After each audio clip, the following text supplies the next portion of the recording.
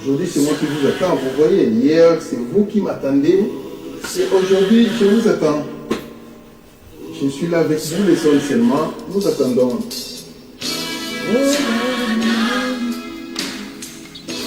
Nous avons encore 2 minutes.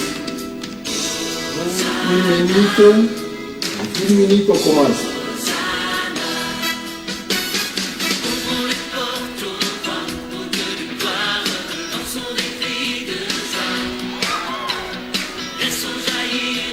Changer l'histoire de Hosanna.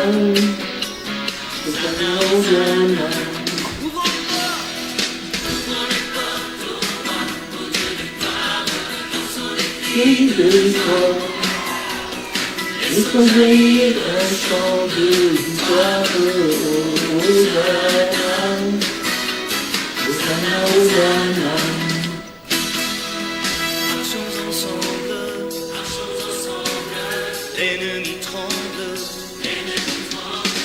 Dieu est avec nous, chassons les ténèbres, ouvrons les portes au mal.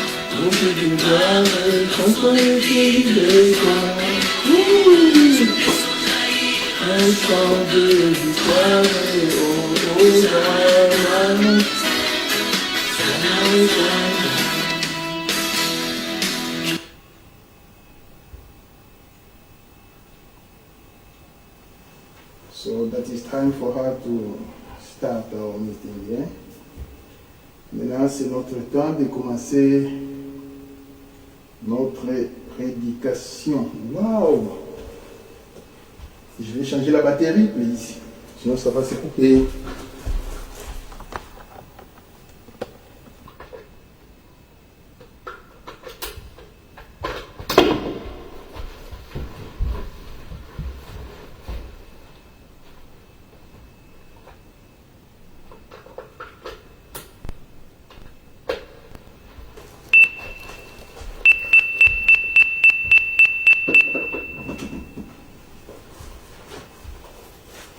Ah, ok. Merci beaucoup. Je crois que hier, c'était une journée formidable.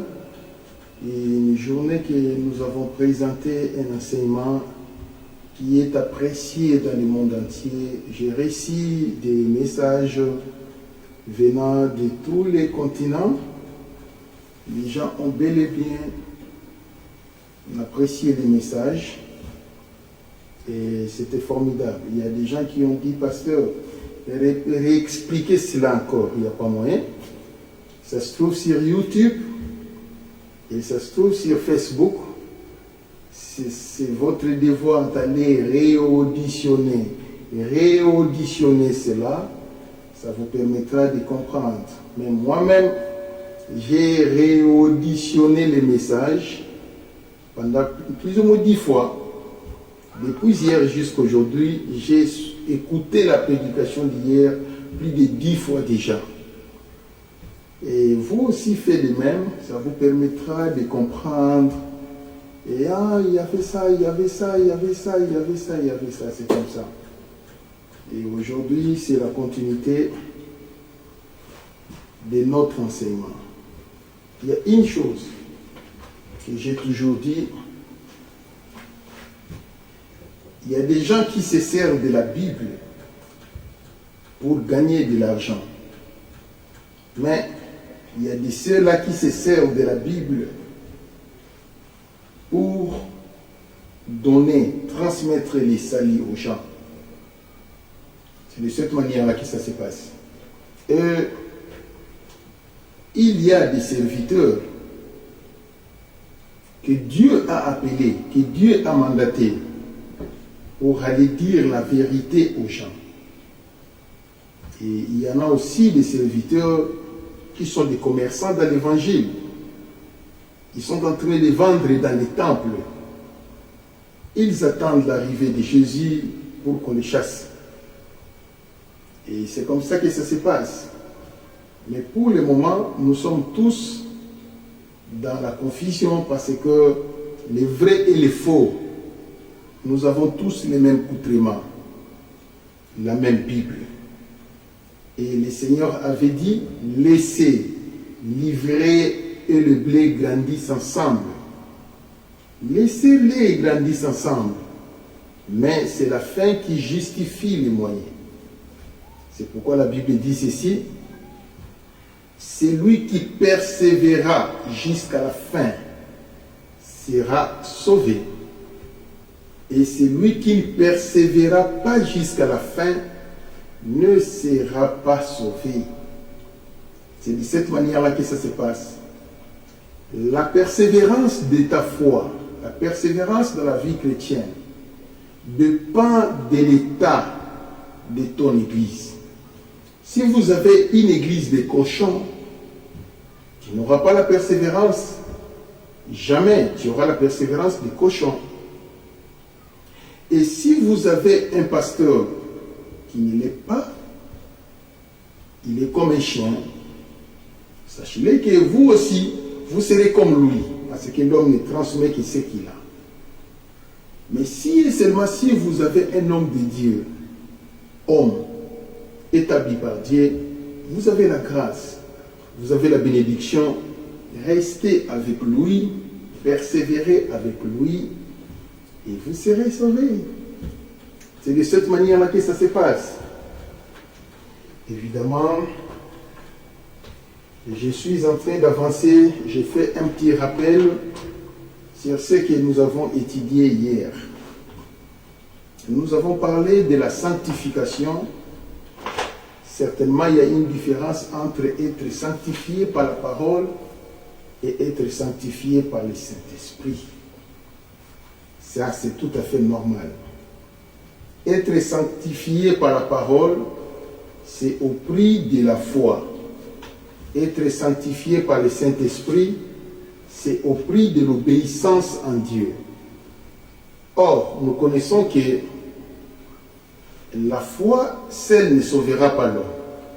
Parce que Jésus avait dit, tous ceux qui me disent Seigneur, Seigneur, nous avons chassé les démons, ils ont la foi.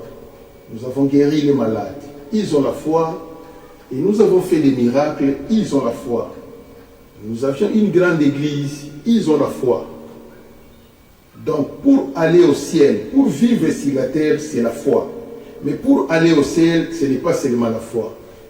Il faut compléter quelque chose qu'on appelle l'obéissance en Dieu. C'est pourquoi la Bible dit, la foi sans les œuvres, elle est morte en elle-même. Donc, il faut chercher l'œuvre de la foi. L'œuvre de la foi, c'est l'obéissance en Dieu. C'est de cette manière-là que ça se passe. Je crois que vous venez de comprendre comment ça se passe. Maintenant, il y a des gens qui sont justifiés par la parole, par la foi. Il y a des gens qui sont justifiés par la grâce. Et il y a des gens qui sont justifiés par le sang de Jésus. Il y a plusieurs versets. Mais il y a de ceux-là qui sont justifiés par le Saint-Esprit. Et j'avais donné plusieurs versets que je peux répéter encore aujourd'hui. Romains 5, 1. Romains chapitre 3, versets 28 à 30. Romains chapitre 3, verset 24. Romains chapitre 5, verset 9. Vous allez lire là-bas comment on est justifié par la parole, justifié par le sang de Christ et justifié par la grâce. Maintenant, il y a de ceux-là qui sont justifiés par le Saint-Esprit. Vous allez lire ça dans le livre de 1 Corinthiens, chapitre 6, verset 11. Romains, chapitre 8, verset 30. Très bien. Alors, quand quelqu'un est justifié par la parole, c'est au prix de la foi. Quand quelqu'un est justifié par le sang de Christ, c'est au prix de la foi. Quand quelqu'un est justifié par la grâce, c'est au prix de la foi. Mais quand quelqu'un est justifié par le Saint-Esprit, donc c'est le Saint-Esprit, un monsieur appelé le Saint-Esprit qui te justifie, ça, ce n'est pas la foi. Là, on parlera sur les livres de vie. Dès que le Saint-Esprit te justifie, ton nom se retrouvera dans les livres de vie. On parlera sur les arts de l'Esprit. On parlera sur les sceaux du Saint-Esprit. On parlera sur les gages de l'Esprit. Parce que là, c'est le salut absolu. C'est de cette manière-là que ça se passe. C'est ce que j'avais expliqué. Donc, nous avons deux temps. Le temps de la parole et le temps du Saint-Esprit. Le temps de la parole prépare le temps du Saint-Esprit. C'est de cette manière-là que ça se passe.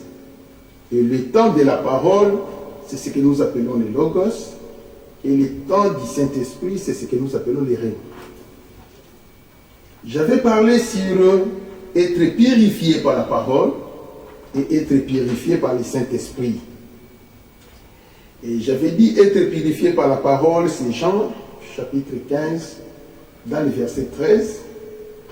Et être purifié par le Saint-Esprit, Romains chapitre 4, dans le verset 8. Nous avons étudié cela. Quand vous écoutez la parole blanchit l'homme de toutes ses souillures. Ça, c'est une chose qui est vraie. Et attention, celui qui est purifié par la parole, par le Saint-Esprit, c'est celui qui atteint le niveau supérieur. Être purifié par la parole, tu es au niveau de la loi, mais être purifié par le Saint-Esprit, ça c'est le niveau supérieur. On parlera sur les arts de l'esprit, on parlera sur les sceaux du Saint-Esprit, on parlera sur les livres de vie et les gages de l'esprit. C'est ça ce que nous avions expliqué yesterday. Et maintenant, nous sommes plongés vivement dans notre leçon. Nous avons parlé sur la cure d'âme de la parole soigne l'obscurité. La cure d'âme de la parole soigne l'homme dans l'obscurité de l'ignorance. À travers quel appui? À travers ce qu'on appelle la connaissance. Donc, dès que vous allez acquérir la connaissance qui vient de la parole, vous nettoyez l'obscurité qui était dans votre vie. C'est le même processus avec les cours de formation, les écoles que nous partons, les universités que nous fréquentons. La connaissance que nous recevons dans les universités, ça nettoie l'ignorance et l'obscurité de ce qui était dans nos têtes. C'est la même musique et la même danse. Maintenant, quand vous partez à l'école, vous suivez des conférences, des enseignements, et vous suivez des séminaires, vous écrivez, vous remplissez les cahiers des enseignements, that is matter, c'est bien. Mais, vous devez savoir que vous êtes en train d'acquérir ce qu'on appelle la connaissance de la parole de Dieu. Donc, la cure d'âme de la parole soigne l'obscurité qui était dans la vie de l'obscurité de l'ignorance qui était dans la vie de l'homme. C'est très clair. Maintenant, quand je parlerai sur la cure d'âme de la parole, on voit directement remédier la cause de soigner quelqu'un, guérir quelqu'un, donner les médicaments qui conviennent à la personne qui est malade pour qu'il retrouve la vie. Par ailleurs, nous avons aussi la cure d'âme du Saint-Esprit qui soigne l'obscurité. Mais la cure d'âme du Saint-Esprit soigne l'obscurité par quel moyen? Ça, ce n'est pas par les moyens de la connaissance qu'on reçoit à l'église quand les pasteurs prêchent, non. La cure d'âme du Saint-Esprit soigne l'homme dans l'obscurité à travers la révélation. Maintenant, nous avons plusieurs sources de la révélation. La révélation ne vient que du Saint-Esprit. C'est pourquoi nous avons étudié un verset de l'Ancien Testament qui dit « Le peuple sans révélation, c'est un peuple sans frein. » Donc, une personne qui est enfant de Dieu, qui n'a pas de révélation, C'est exactement comme si vous avez une voiture qui n'a pas de frein. C'est absolument impossible. C'est comme si vous pilotez un avion qui n'a pas de boussole. C'est impossible. Donc le Saint-Esprit, c'est lui qui connaît les chemins. Rappelez-vous, quand Dieu avait dit aux enfants d'Israël, sortez de l'Égypte, allez à la terre promise. Donc, les enfants d'Israël avaient comme boussole la colonne de nuée et la colonne de feu. Vous voyez, ils avaient en eux une révélation permanente qui était la colonne de nuée et la colonne de feu qui les conduisait à la terre promise. Et si vous n'en avez pas, donc vous êtes nuls, absolument nuls. Vous ne pouvez rien faire. Et maintenant, j'avais parlé que la cure d'âme de la parole de Dieu soigne les péchés. Yeah. La cure d'âme de la parole soigne les péchés. La cure d'âme qui vient de la parole soigne les péchés. C'est une chose qui est vraie. Mais à travers quoi? Il soigne les péchés de la loi. Il soigne les péchés des gens qui sont sous la loi. Parce que la loi a été faite pour les pécheurs. La loi a été faite pour les injustes. La loi a été faite pour les gens qui désobéissent.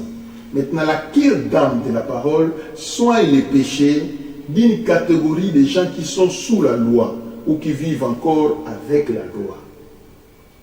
Quand vous partirez à l'église, le pasteur commencera à prêcher l'évangile et quand vous allez écouter cet évangile, ça va vous amener à la délivrance. C'est comme ça que ça se passe. Par ailleurs, nous avons la cure d'âme du Saint-Esprit soigne le péché. Mais à travers quoi? Est-ce que c'est à travers la loi encore? Non. Là-bas, maintenant, c'est à travers la sanctification et la sainteté. Les catalyseurs de la sanctification et de la sainteté, c'est le Saint-Esprit. Nous avons le temps de la parole et le temps du Saint-Esprit. Pour que vous puissiez bien comprendre, n'est-ce pas que Jésus avait toujours eu l'habitude de conjuguer deux verbes pour qu'une personne reçoive les saluts. Nous avons un verbe qui signifie la parole et un autre qui signifie le Saint-Esprit. For example, quand Jésus-Christ dit « Il faut croire et recevoir » à tous ceux qui l'ont reçu, à ceux qui croient en son nom, il leur a donné le pouvoir de devenir enfants de Dieu.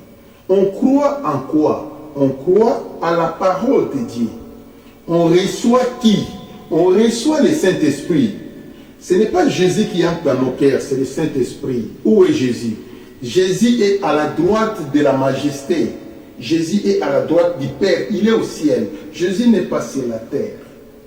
Mais la personne qui dort avec nous, qui se réveille avec nous, qui marche avec nous, son nom c'est le Saint-Esprit. C'est de cette manière-là que ça se passe. Et les dons que nous utilisons à l'église, c'est les dons de Messie appelé le Saint-Esprit. Maintenant, quand la trompette sonnera, il y aura la résurrection des morts. Les gens seront ressuscités par la puissance du Saint-Esprit. Pourquoi? Parce que notre Christ lui-même était ressuscité non par lui-même, ni par les anges, mais par le Saint-Esprit. Romains dit ceci: si l'esprit de celui qui a ressuscité Christ d'entre les morts habite en vous, c'est lui qui a ressuscité Christ d'entre les morts rendra vie à vos corps mortels. Ça, c'est ce que la Bible dit. Vous voyez comment ça se passe? Donc, c'est le Saint-Esprit qui nous fera ressusciter. Et alors, pour ceux-là qui sont vivants, quand la trompette continuera à sonner, alors tous les vivants seront enlevés par la puissance du Saint-Esprit. C'est le Saint-Esprit qui va nous amener dans la maison du Père. Maintenant, pendant que nous allons partir, il y a un monsieur qui viendra nous accueillir dans les heures. Ce monsieur qui viendra nous accueillir dans les heures, c'est lui qu'on appelle Christ Jésus. Pendant l'enlèvement de l'Église, Christ ne reviendra pas sur la terre pour nous chercher. Non, il nous attendra dans les lieux très hauts. Mais la personne qui nous amènera vers lui s'appelle le Saint-Esprit. Rappelez-vous de l'histoire d'Abraham. Abraham avait dit au serviteur, allez chercher une femme pour mon fils Isaac. Les serviteurs étaient partis. Les serviteurs, c'est lui qui joue le rôle du Saint-Esprit. Il est allé chercher l'épouse pour Isaac. Et tout à coup, il avait trouvé Rebecca, qui était là pour puiser l'eau. Il avait demandé l'eau et Rebecca lui avait donné, lui et les troupeaux qu'il avait. Les mariages, la causerie avait commencé là-bas et le serviteur a ramené Rebecca vers Abraham. Lui, son problème, c'est de ramener Rebecca vers Abraham, mais ce n'est pas Abraham qui était la première personne à voir Rebecca. Non, c'est Isaac. Et Rebecca posait la question, mon Seigneur, qui est celui-là qui vient à notre rencontre?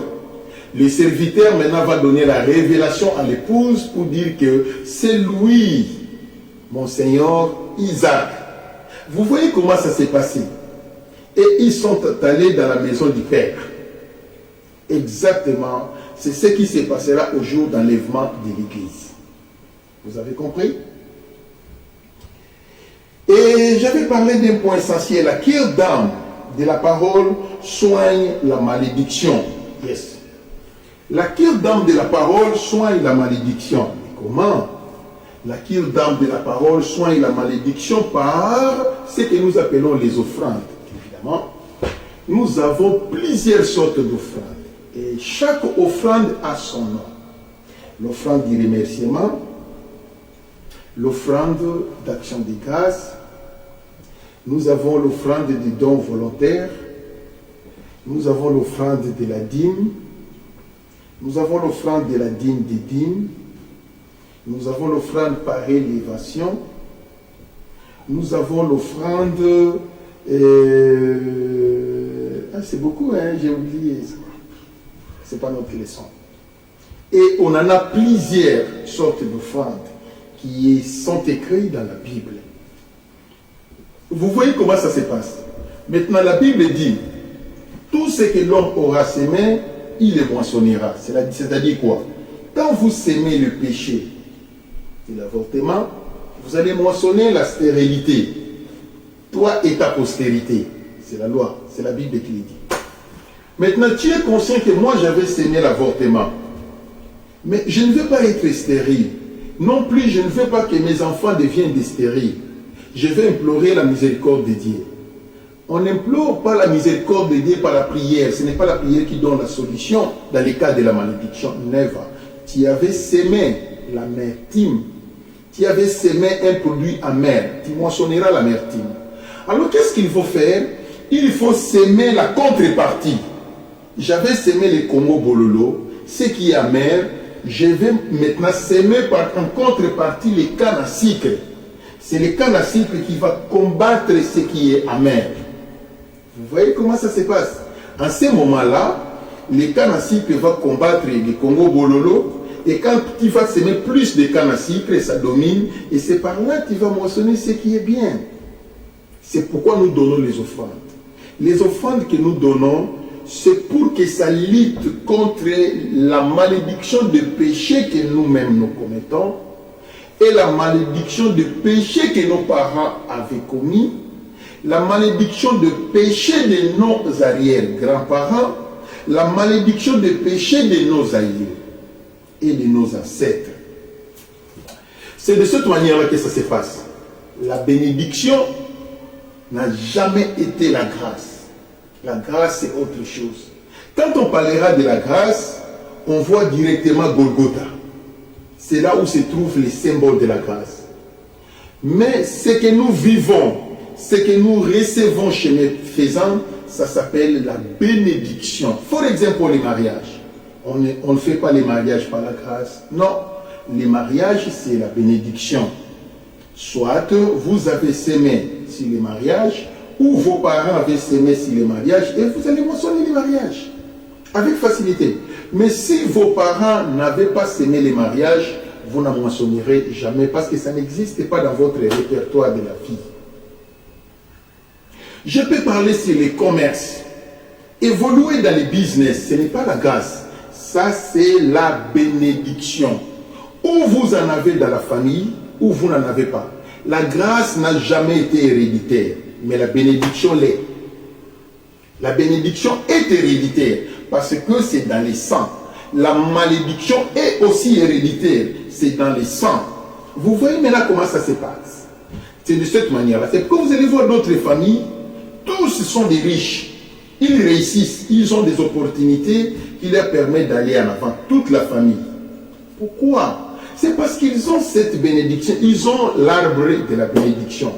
Si vous n'en avez pas, c'est impossible. D'ailleurs, vous allez voir même au niveau de l'école, il y a des enfants qui sont très intelligents. Il y a des enfants qui ne sont pas intelligents, qui comprennent mais pas comme les autres. Qu'est-ce qui fait ça? C'est parce qu'ils ne sont pas bénis, ils n'ont pas la bénédiction de l'intelligence. C'est pourquoi ils pataugent pour comprendre ce que le professeur est en train d'enseigner. Pour eux, il faut que le professeur répète 7 fois pour leur compréhension. Mais pour les autres, l'assimilation est instantanée. Quand le professeur parle, il écoute et il comprend. Vous voyez comment ça se passe? Ça, voilà, en grosso modo, de tout ce que je pourrais vous expliquer. Je crois que vous avez bien compris. Comme vous avez dit, pasteur, fait la symbiose. Maintenant, laquelle dame de la parole soigne l'homme de la malédiction à travers les offrandes. Mais laquelle dame du Saint-Esprit soigne l'homme aussi de la malédiction, lui n'utilise pas les offrandes parce qu'il est souverain, lui passe à la tangente. C'est pourquoi nous avons donné un verset qui dit ceci, la Bible dit, vous connaîtrez la vérité et la vérité vous affranchira. La vérité selon le Saint-Esprit. Et par ailleurs, la Bible dit, si donc le Fils de l'homme vous affranchit, vous deviendrez réellement libre. Ce qui m'intéresse, c'est réel, c'est l'adjectif réel. Là maintenant, c'est le verbe de manière. Réellement libre. Tu deviendras réellement libre. Incroyable. Donc, la Bible dit encore, par ailleurs, il n'y a donc maintenant aucune condamnation pour ceux qui sont en Jésus. Alors, il y a une catégorie de gens qui trouvent un affranchissement solennel au nom de la foi, au nom du Saint-Esprit. Pour eux, la condamnation n'existera plus jamais. Vous voyez? Alors, ils n'auront pas la malédiction. La malédiction ne les condamnera pas, mais ils n'auront pas la bénédiction parce que la bénédiction, ça se sème. Tu peux être enfant de Dieu, né de nouveau, converti, mais tu n'as pas le mariage. Est-ce que tu es maudit? Non, tu n'es pas maudit, mais tu n'as jamais sémé pour le mariage. Vous voyez comment ça se passe? Il est très important quand vous partez à l'église, il y a telle personne qui veut se marier. Oui, il faut participer. Moi, je vais acheter ceci. Moi, je vais acheter la bague. Moi, je vais acheter les tenues des mariés. Moi, je vais louer la salle. Vous s'aimez dans les mariages et vous allez moissonner aussi les mariages. Ah. C'est comme ça que ça se passe. Oh, aujourd'hui, quelque chose qui me dépasse, les gens s'aiment facilement dans les deuils. Quand quelqu'un meurt, la personne donne facilement l'argent. Mais quand quelqu'un fait le mariage, il ne donne pas. Le cœur de l'homme est torturé. Le cœur de l'homme est mauvais. Il ne veut pas que l'autre s'enrichisse. Il ne veut pas que l'autre entre dans le bonheur. Il ne donne pas. Les cadeaux du mariage, c'est les superflus qu'ils vont amener. Mais la contribution dans les deuils des grands paquets, vous semez les deuils, vous les moissonnerez.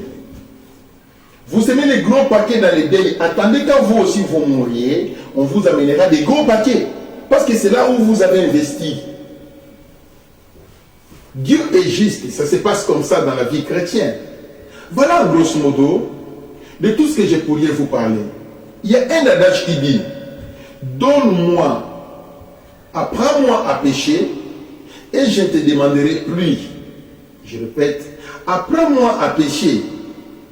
Je ne viendrai plus quémander les poissons dans ta maison. Mais il y a d'autres personnes, ils n'apprennent personne. Au contraire, si tu veux étudier sa science, il met des cannes. Il ne veut pas que tu puisses comprendre ce qu'il fait. Mais il te donne à manger dans les trous. C'est que vous sèmerez, vous êtes en train de s'aimer today. Tes enfants vont en récolter demain. Parce que tes enfants aussi, personne ne les aidera. Les gens vont les aider pour leur donner les superflus, mais jamais pour les faire donner, pour leur donner un élan d'aller loin dans la vie chrétienne. Ça ne se passera pas comme ça. Parce que tout ce que l'homme aura sémé, il le moissonnera. Vous avez sémé une voiture, vous allez moissonner une voiture. Vous avez sémé une parcelle pour l'église, vous avez acheté une parcelle pour l'église. L'Éternel vous donnera aussi des pasteurs à toi et à ta descendance, à ta postérité, de génération en génération. C'est de cette manière-là que ça se passe. Ouvrez vos esprits et comprenez ce que je suis en train de vous enseigner. Une personne qui a accouché, tu dis que oh, vous avez accouché, oh l'enfant est très joli, tu n'as pas besoin de connaître qui est le papa de l'enfant. Toi tu achètes seulement de belles choses. Tu achètes des couches, tu achètes des choses, voilà ma contribution pour notre nouveau bébé, voilà. Et si tu n'achèteras pas ça, tu apportes l'argent, tu dis que voilà l'argent ici, achetez les objets du bébé. Vous savez s'aimer dans la naissance du bébé d'autrui. L'Éternel aussi est condamné de vous donner un bébé, parce que vous aussi vous devez avoir un bébé qui naîtra, afin que les gens viennent s'aimer. C'est clair. C'est comme ça que ça se passe. Vous voyez, ouvrez vos esprits maintenant et comprenez. Et si vous ne faites pas du bien, vous ne s'aimez pas, vous n'avez que le projet de construire une maison en étage, vous ne libérez pas. Ça n'a pas de sens. Là où nous vivons, nous sommes dans un monde des humains. Le monde des humains consiste à aider celui qui est faible. C'est comme ça, aider les orphelins, aider les veuves, aider les indigents de la rue, aider les membres de ta famille, les membres de la famille de ta femme, aider tes amis de l'école, les amis du quartier. Soyez cool pour aider everybody. Alors la bénédiction de l'Éternel descendra sur ta tête. C'est de cette manière-là que ça se passe. Je bénis l'Éternel, car il nous aime beaucoup. Maintenant, toi, tu diras que moi, j'ai Jésus. Moi, je n'ai pas la malédiction. That is right. Tu as raison. Mais, tu n'as pas la bénédiction. Parce que la bénédiction, ça se mérite. La grâce ne se mérite pas. Mais la bénédiction, ça se mérite. Golgotha ne se méritait pas. C'est un don de Dieu. Car Dieu a tant aimé le monde qu'il a envoyé son Fils unique. Afin que quiconque croit en lui ne périsse point, mais qu'il ait la vie éternelle. C'est un don de Dieu. Jésus, c'est le don du Père. Le Saint-Esprit, c'est le don de Jésus. Les dons spirituels qui fonctionnent à l'Église, c'est le don du Saint-Esprit en nous. Vous avez compris? C'est comme ça que ça se passe. Vous voyez. Mais par contre, le vécu quotidien nécessite la bénédiction. Parce que la bénédiction, c'est quoi par la définition? La bénédiction, c'est toute bonne action qui atteindra l'homme selon la volonté de Dieu. C'est ça la bénédiction. La malédiction, c'est quoi par la définition? C'est toute mauvaise action qui atteindra l'homme selon la volonté de Dieu. Pourquoi la volonté de Dieu? C'est lui qui avait mis la loi de la sémence et la loi de la condamnation. C'est Dieu qui l'a placé dans le monde. Que tu sois chrétien ou pas, tu commets le bien t'accompagnera. Tu commets le mal t'accompagnera. La loi de la sémence n'implique pas, oh non, moi je suis chrétien, je suis bouddhiste, musulman. Non, toute créature de Dieu, ce que vous allez s'aimer, c'est ce qui va vous accompagner. C'est ça la loi de la sémence. Je crois que vous êtes en train de me comprendre très bien. Maintenant, vous êtes convertis, alléluia. Vous n'avez plus la malédiction, alléluia. La malédiction était consignée par le Saint-Esprit, oui, c'est vrai. Et la bénédiction, vous ne l'avez pas. Vous ne l'avez pas. La Bible n'a pas dit que quand quelqu'un devient en Christ, toutes les bénédictions sont à lui. Never, jamais. Il faut s'aimer. Vous devez payer les offrandes, payer les dîmes, payer les collectes des saints, payer les aumônes, payer les tout. Ça vous aidera pour aller. The last one. Laquelle dame de la parole soigne la maladie? Mais laquelle dame de la parole soigne la maladie à travers quel outil? C'est à travers la foi. Laquelle dame de la parole soigne la maladie par la foi? Oui, Jésus avait dit, si vous avez la foi comme un grain de sénévé, vous diriez à cette parole, ôte-toi de là et jette-toi dans la mer, cette parole s'accomplira. Parce que vous avez la foi qui vient de ce qu'on entend. De ce qu'on entend vient de la parole de Dieu. Hosanna dans les lettrés. Ça se passe comme ça. Je crois que vous êtes en train de comprendre parce que je suis en train de faire la révision de ce que j'avais enseigné hier. Hier, effectivement, j'étais un peu brut because j'étais en retard. Je suis en train de faire le briefing de tout ce que j'avais parlé yesterday. J'ai béni l'Éternel car il nous aime beaucoup. C'est pourquoi la Bible dit, sans la foi, personne ne lui est agréable. La foi, c'est comme si nous avons la clé du bonheur, de tout ce qui se trouve ici sur la terre. Mais attention, il y a laquelle d'âme, selon le Saint-Esprit, soigne aussi l'homme dans la maladie. Mais selon quel principe? Selon les dons spirituels. Selon les dons spirituels. Alléluia. La cure d'âme de la parole soigne l'homme de la maladie par la foi. La cure d'âme du Saint-Esprit soigne l'homme de la maladie par les dons spirituels. Voilà. Maintenant, qu'est-ce que vous devez savoir? Dans le domaine de la guérison et miracle, avec la foi, tout est limité. C'est limité. Tout le monde peut guérir les malades, même si tu n'as pas un don. Dis seulement à quelqu'un au nom de Jésus, il sera guéri. Mais il sera guéri de quelle maladie? Des petites maladies. C'est que le mot de tête, un mot de tête qui est venu sans piqûre de moustique, sans piqûre de rien. C'est un mot de tête occasionnel. Quand il dit au nom de Jésus, il sera guéri. Le mot de ventre qui est venu par, c'est que ce n'est pas la maladie, hein, mais c'est seulement peut-être que c'est la digestion qui a fait ça. Quand il dit au nom de Jésus, il sera guéri. Quand quelqu'un qui a des douleurs membranes, pourquoi tu as des douleurs dans la jambe? C'est parce que j'avais beaucoup marché hier. Et toi, tu vas aller prier au nom de Jésus, il sera guéri. Mais si c'est le rhumatisme, il ne sera pas guéri. Never. Avec la foi, sans les dons spirituels, il ne sera pas guéri. Vous voyez maintenant comment ça se passe. Vous vous dites que j'ai la foi. Je vais prier pour les malades. Pour que les malades soient guéris, tu vas prier pour un aveugle. Tu n'as pas les dons de la guérison, ni les dons des miracles, ni les dons de la foi. Tu vas prier à Kobikate. Attends au Genèse 120 jours. Il ne sera pas guéri. Tu vas aller prier pour un handicapé. Tu lui dis marche au nom de Jésus. À côté les matés. Parce que tu n'as pas les dons de la guérison. Tu n'as pas les dons de miracle. Vous voyez maintenant comment ça se passe. C'est de cette manière-là. Or, c'est là où les hommes de Dieu se trompent. La Bible dit, allez faites de toutes les nations les disciples, les baptisant au nom du Père et du Fils et du Saint-Esprit, guérissez les malades. Et les gens croient que la Bible a donné ce pouvoir à tout le monde. Never. Jamais. Ça ne se passe pas comme ça. On nous a envoyé prêcher, oui, c'est vrai. Mais attention, dans le domaine de la guérison, ce n'est pas tout le monde qui est appelé de prier pour quelqu'un, que la personne soit guérie ou soit délivrée. Tu peux délivrer quelqu'un des petits démons. Il y a les démons des pactes et les démons des alliances. Il faut mon don azala. Cherchez la personne qui a les dons de la guérison, les dons des miracles. Cette personne sera sauvée. Sans cela, vous auriez une personne, vous avez délivré aujourd'hui, demain l'imposition, demain il va encore tomber. Vous avez délivré aujourd'hui, demain l'imposition, demain il va encore tomber.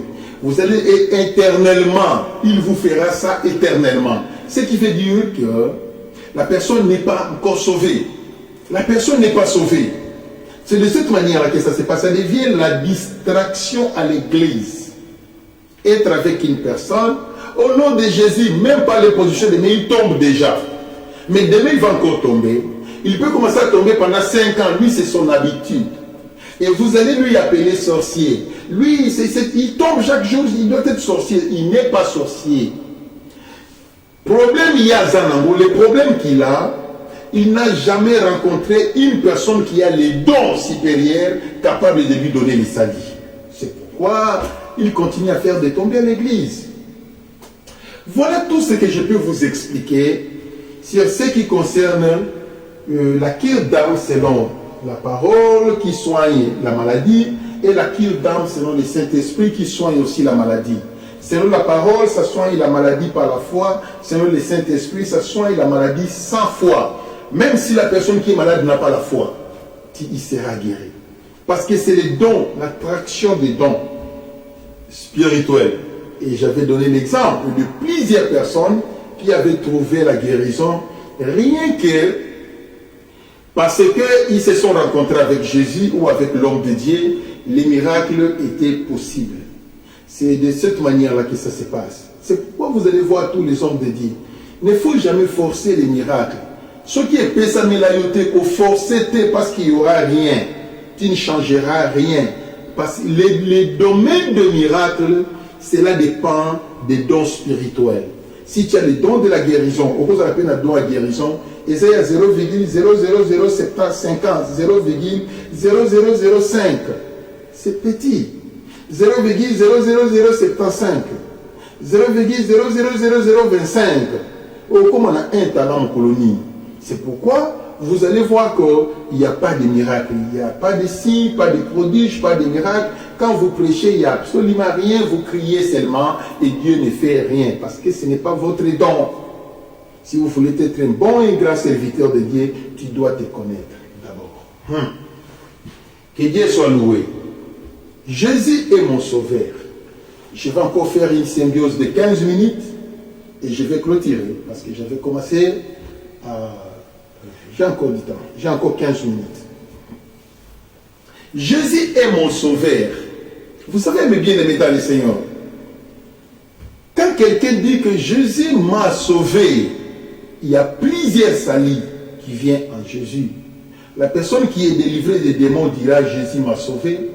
La personne qui était malade, qui a tout comme les fous des Gadanériens, il a dit Jésus m'a sauvé. Mais la personne qui était malade, qui a trouvé la guérison, il dira aussi Jésus m'a sauvé, comme la femme en perte de sang. Mais une autre personne, lui n'avait pas les démons, lui n'était pas malade, mais il dit Jésus m'a sauvé. Mais comment? Oui, Jésus lui a sauvé parce que Jésus a affranchi son âme. Par exemple, Monsieur Matthieu. Par exemple, Monsieur Pierre. Ces gens n'avaient pas de démons, n'étaient pas malades. Mais Christ leur avait donné les salis. Quel salis? C'est les salis de l'âme. C'est l'âme qui était affranchie. C'est l'esprit de l'homme qui était délivré de tous les liens du péché. C'est de cette manière-là que ça se passe. Lui aussi est en train de crier aux ânes, Jésus est mon sauveur. Jésus-Christ m'a sauvé. Il y a des gens qui sont sauvés au nom de la parole. Mais il y a des gens qui sont sauvés au nom du Saint-Esprit. La personne qui est sauvée au nom de la parole, ça c'est les premiers temps. Je donne un exemple, vous allez comprendre. Quand Jésus était venu, il a appelé les apôtres. Il a prêché les apôtres pendant 3 ans. Ce que Jésus communiquait, c'est la parole. C'est fini. Les apôtres n'étaient pas encore sauvés. C'est pourquoi Jésus-Christ disait aux uns, arrière de moi Satan. Pourquoi? Parce qu'ils n'avaient pas encore reçu les salis. Les niveaux qu'ils avaient, les diables les criblaient encore, mais ils étaient tous des théologiens, des gradués en théologie. 3 ans avec Jésus. C'est pour cela, Jésus disait parmi eux, l'un de vous, c'est un démon qui me trahira. C'est pourquoi Jésus-Christ avait dit ceci, quand il sera converti, paie mes brebis. Mais comment? Je ne suis pas encore converti. J'ai abandonné ma femme, j'ai abandonné mes grands-parents, j'ai abandonné mes amis, j'ai abandonné mon boulot, j'ai tout abandonné, je suis en train de te suivre 3 ans déjà. Donc je suis encore païen. Mais c'est toi qui nous as dit d'aller prêcher les malades, oui. C'est toi qui nous as dit d'aller prêcher les gens, oui. C'est toi qui nous as dit de guérir les malades, et les malades étaient guéris, oui. Mais je suis encore païen, oui. Quand il sera converti, paie mes brebis. Parce que tout ce qu'ils avaient fait, la justification, la purification et la sanctification, c'était au nom de la parole, pas au nom du Saint-Esprit. Il a fallu attendre le jour de la Pentecôte. Quand le jour de la Pentecôte était venu, alors le Saint-Esprit était descendu. Maintenant, l'arrivée du Saint-Esprit induit les chrétiens en erreur. Le Saint-Esprit a 3 fonctionnalités. Nous avons le Saint-Esprit avec nous. Son rôle, c'est de convaincre les gens sur ce qui concerne le péché, la justice et les jugements. Je ne sais pas si je vais trouver ces versets. C'est Jean. Mais c'est les versets. Tu es où? Viens vite, vite, je te cherche. Quand le Saint-Esprit sera venu, c'est là que vous allez pour mon esprit, c'est vite.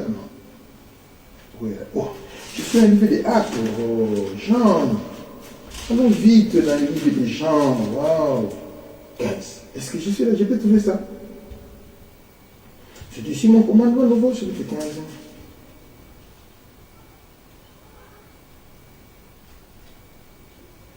Oh, là ça commence à barder. Hein. Demeurez-vous, demandez tout ce que vous voulez, c'est pas ça. Vous écrivez les synagogues, ce n'est pas ça. Waouh. Où est Hayem? I'm sorry for that. I'm sorry. Bon, I'm going.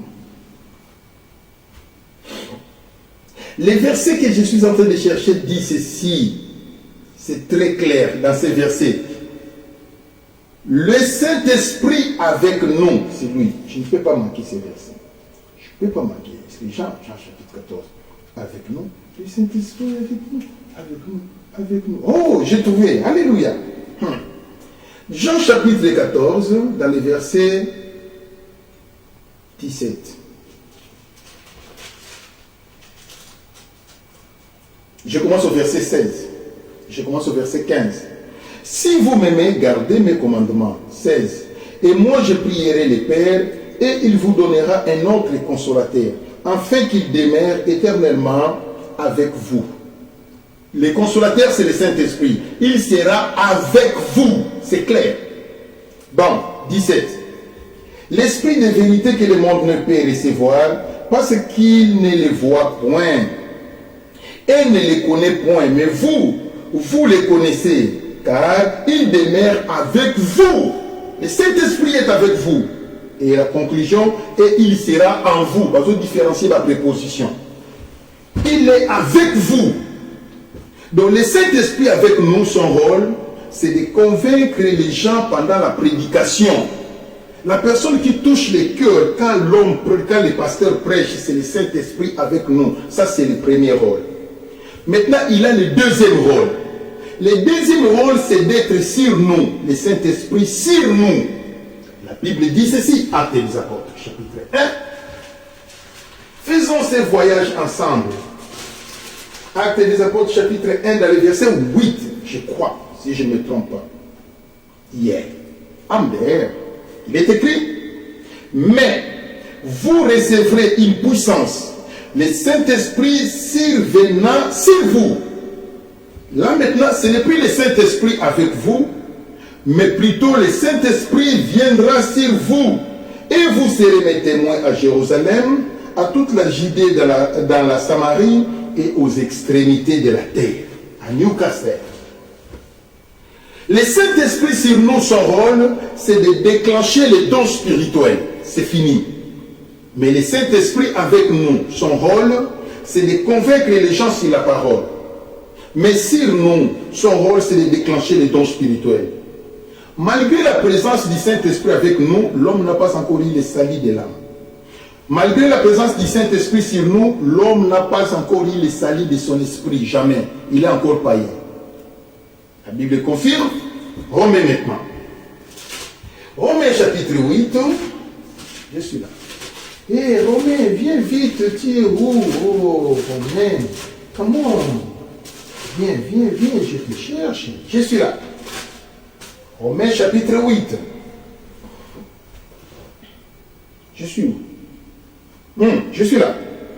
8 dans le verset 11. Il est écrit, et si l'Esprit Saint de celui qui a ressuscité Christ d'entre les morts habite en vous. Ici maintenant c'est la préposition en. Si l'Esprit de celui qui a ressuscité Christ d'entre les morts habite en vous, celui qui a ressuscité Christ d'entre les morts rendra aussi vie à vos corps mortels. Ici maintenant, c'est le Saint-Esprit qui donne le salut éternel. Quand il entre en toi, le corps devient le temple du Saint-Esprit. Quand il entre en toi, le corps devient les membres de l'église, corps du Christ. Quand il entre en toi, le nom est inscrit dans le livre de vie. Quand il entre en toi, tu seras ressuscité au son de la trompette de Dieu descendra du ciel. Quand il entre en toi, tu seras enlevé avec le Saint-Esprit. C'est de cette manière-là que ça se passe. Mais, ce que je viens d'expliquer aujourd'hui, tous les pasteurs n'en connaissent pas. Et moins encore leurs adeptes. Et d'ailleurs, ils ne les prêchent même pas dans leurs églises. Ce qu'ils prêchent, Dieu va vous bénir. Dieu va vous élever. Dieu va faire de grandes choses dans ta vie.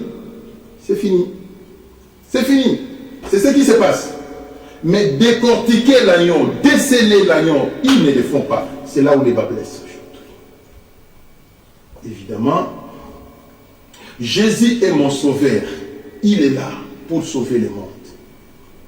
Mais l'œuvre salvatrice numéro 1 de Jésus, que l'homme soit affranchi dans les liens du péché. C'est pourquoi Jean-Baptiste avait dit, voici l'agneau de Dieu qui ôte le péché du monde. Voici l'agneau de Dieu qui enlève le péché de l'humanité. Donc Jésus est là pour enlever les péchés. Il faut que tu sens que avant Jésus, j'étais impudique. Avec Jésus, j'ai abandonné l'impudicité. Avant Jésus, j'étais alcoolique. Avec Jésus, j'ai abandonné l'alcool. Avant Jésus, j'étais énervé. Avec Jésus, j'ai abandonné la nervosité. Avant Jésus, j'étais supermentaire. Avec Jésus, j'ai abandonné les mensonges. Avant Jésus, j'étais super voleur. Avec Jésus, j'ai abandonné les volets. Avant Jésus, j'étais un grand calomniateur, un homme de médisance. Après Jésus, j'ai abandonné la calomnie et la médisance. Oh, en ces moments-là, la parole fait son travail dans votre vie. Vous êtes devenu enfant de Dieu. Et il y aura l'apparition d'un nouveau comportement qui sera différent des comportements maternels, qui sera différent des comportements paternels. Ce comportement va vous envelopper dans un comportement universel des enfants de Dieu. Tous les enfants de Dieu du monde entier ont ces comportements-là. Ce comportement est catalysé par les fruits de la repentance et les fruits du Saint-Esprit. Les fruits de la repentance sont la méditation quotidienne. Tous les enfants de Dieu du monde entier méditent chaque jour. La prière quotidienne. Tous les enfants de Dieu du monde entier prient sans cesse. 1 Thessaloniciens 5, 17. La méditation quotidienne. Josué 1, 8. Et maintenant, il y aura les jeûnes quotidiens. Tous les enfants de Dieu du monde entier jeûnent. Jamais tu peux faire 7 jours sans jeûner. Impossible. Ils jeûnent toujours. Maintenant, ce qu'on appelle la crainte de l'Éternel. Parmi les fruits de la repentance, il y a la crainte de l'Éternel. Tous les enfants du monde entier craignent Dieu. Maintenant, le 5e fruit, c'est l'évangélisation quotidienne. Tous les enfants de Dieu du monde entier évangélisent. Ils ont le souci de prêcher l'évangile. Ils ont les soucis de partager la fraction des pains surnaturels avec les autres. Ça, c'est le souci de tous les enfants de Dieu, les fruits de la repentance. Et après cela, vous verrez aller les fruits du Saint-Esprit. L'amour, la joie. L'amour, c'est l'amour sans hypocrisie, l'amour sans tache. La joie dans les bonheurs, la joie dans les malheurs. C'est ça le fruit du Saint-Esprit. Parce que la Bible dit dans les bonheurs et dans les malheurs, louez l'Éternel. Et ils auront la joie dans les détresses, la joie dans la joie. La joie reste permanente en eux. La paix. Malgré il n'a pas l'argent, il a des problèmes, mais il a la paix du cœur. Parce que c'est Christ qui est la solution de sa vie. L'amour, la joie, la paix, la bonté. Il est toujours bon envers tout le monde. Il salue tout le monde, bonjour. Il embrasse tout le monde, comment ça va. Et à tout le monde, il se fait voir comme une personne qui est bon. Personne ne dirait qu'il est mauvais. Il ne fait exception de personne. Il aime tout le monde. La bienveillance. Donc il est bien envers tout le monde. Ceux qu'il connaissent et ceux qu'ils ne connaissent pas. Il est toujours bien envers tout le monde. L'amour, la joie, la paix, la bonté, la bienveillance, la fidélité. Donc quand vous faites un traité avec lui, il ne vous trahira jamais. Vous avez causé avec lui. Jamais il va le dire ça à une autre personne parce qu'il connaît que non. La personne à laquelle j'avais causé, il m'avait dit ne dis à personne. Donc si je veux dire à quelqu'un d'autre, j'ai commis un péché, je ne peux pas. En lui, il y a la fidélité de la parole, de l'engagement vis-à-vis des prochains. La fidélité dans son mariage, il ne trichera jamais. La fidélité dans la loi de l'Éternel, il est fidèle en Jésus. Jamais tu le verras dans la porte des magiciens, des féticheurs et des sorciers, des Illuminati pour chercher des grilles. Jamais, jamais. Parce que lui, il a les fruits de la fidélité à tous égards. Et vous ne le verrez jamais absenter l'église à l'occasion de rien parce que lui, c'est un fidèle. Et tu ne le verras jamais venir à l'église en retard volontairement parce qu'il y avait match ou quoi. Jamais. Lui est fidèle en Jésus. La fidélité, il y a un fruit que j'aime beaucoup. La douceur. La douceur, c'est l'art de répondre. La douceur, c'est la manière de partager les sentiments avec les autres. Tu n'as jamais été violent. Tu parles avec douceur. Tu parles calmement. Tu donnes des réponses calmement. Tu tournes la langue 7 fois avant de répondre à son mari, avant de répondre à sa femme, avant de répondre à son pasteur, avant de répondre à son prochain. La parole est assaisonnée de douceur. Et après, nous avons la tempérance. La tempérance, c'est comme la douceur aussi. Mais la douceur, c'est la manière de parler. Mais la tempérance, c'est la manière d'être. Vous voyez, les gens verront en toi quand vous êtes en train de marcher, vous reflétez Christ. C'est comme si dans votre démarche, c'est écrit Jésus, Jésus, Jésus. Donc tout le monde peut vous identifier que celui-ci, il marche comme un chrétien. Il est comme un chrétien. Tu ne verras pas en lui des grosso modo, des mangropoto. Tu ne verras pas en lui avec la manière qui fait trembler les gens, jamais. Donc lui, quand il marche, avec sa fierté, et vous sentirez la tempérance en lui. Et la Bible dit, la loi n'est pas contre ces choses. Tous les fruits du Saint-Esprit est là. Il y a un seul fruit du Saint-Esprit, mais avec plusieurs tartines. Un seul fruit de la repentance, avec plusieurs tartines. C'est comme ça que ça se passe. Vous croirez qu'il y a plusieurs fruits. Un seul fruit de la repentance, mais qui a plusieurs tartines. Un seul fruit du Saint-Esprit, mais qui a plusieurs tartines. C'est comme ça que ça se passe. Il faut que ça reflète votre vie, votre corps. Et l'Éternel fera des grandes choses. Je suis arrivé à la fin, parce qu'aujourd'hui c'était la révision. I apologize for that. J'avais promis que je prierai pour les malades. Je ne vais pas prier aujourd'hui. Hein. Je ne sens pas que je dois prier pour les malades. Demain, nous serons ici à 18h. L'enseignement va continuer demain. Demain, ça sera une exhortation. Hein. Une prédication ou une exhortation. C'est comme ça demain. Alors, il faut être là à 18h juste. Aujourd'hui, j'ai été fidèle. À 18h juste, je vais commencer l'émission. Demain aussi, à 18h, je commence l'émission. Il faut être connecté avec moi. Je suis content avec vous. Éternel, merci pour ce moment de grâce.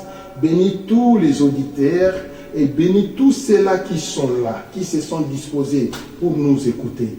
Que ton nom soit sanctifié dans leur vie, que ton nom soit glorifié dans leur vie. Oui, Éternel, sois béni, sois glorifié, sois exalté à jamais. Au nom de Jésus, qui est notre seul Seigneur et Sauveur. Amen.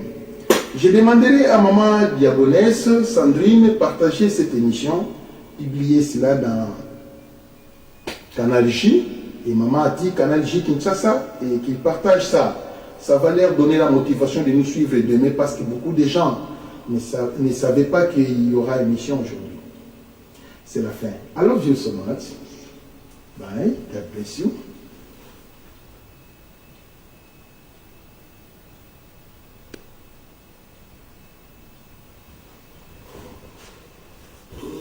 Hosanna,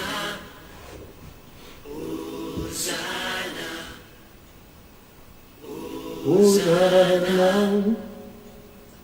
Hosanna, Hosanna,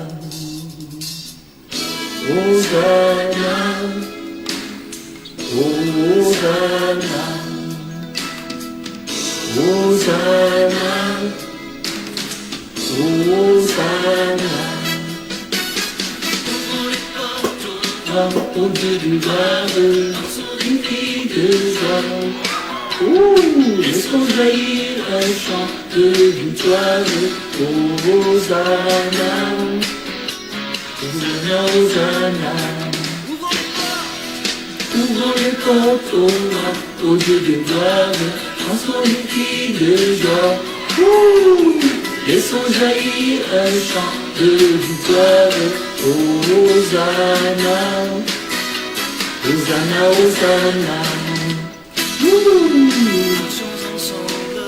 Marchons ensemble, l'ennemi tremble, l'ennemi tremble. Dieu est avec nous. Dieu est avec nous, chantons les ténèbres, ouvrons les portes au Dieu de gloire, on sont des filles de joie. Laissons jaillir un chant de victoire. Hosanna, Hosanna, Hosanna. Qui pourra taire notre prière, Notre prière, Dieu est avec nous, et nous vont sa manière. Au roi, au Dieu de gloire, on soit des filles de joie. Alléluia! Un chant de victoire, Hosanna, Hosanna, Hosanna.